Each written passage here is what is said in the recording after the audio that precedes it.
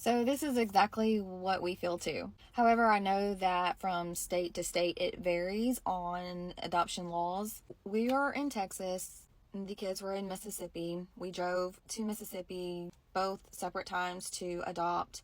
I guess there are a couple of different reasons that they could possibly overturn an adoption, which is supposed to be extremely difficult to do, especially if it's from a bio parent's point of view. So she claimed jurisdiction and fraud. But she called me asking to take the child, both children, but she's only trying to reverse the adoption of just the girl. And this is a set of twins.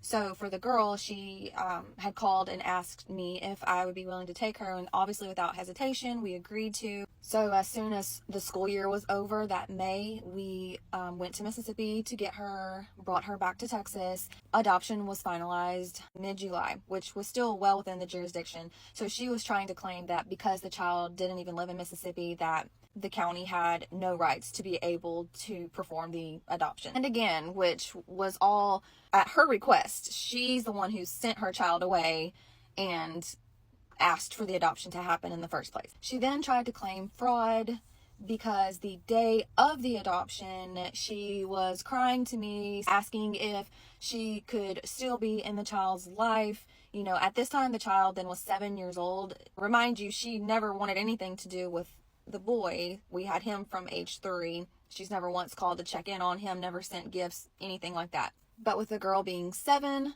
she was, I guess, a little bit more emotionally attached, and it was a difficult transition. However, it wasn't like we were strangers because we were her aunt and uncle, so she knew who we were. But she tried to claim fraud because I had told her that she could be a part of the child's life, which she was. Every time we would go to Mississippi, we would meet with her. The last time that we did, she got to have an hour lunch with her, and my husband just waited out in the parking lot, which we should not have done because she then crossed some boundaries. We decided that it was in the best interest of the child if they just continued to write back and forth, which that was what a therapist told us as well. So I had then told her we are just going to stop visits for now because of the negative impact it was having on the child. However, the child did not ever want to write her. I gave her the option, and I wasn't about to force her to do so. Anytime the bio mom would send gifts, I did give them to her.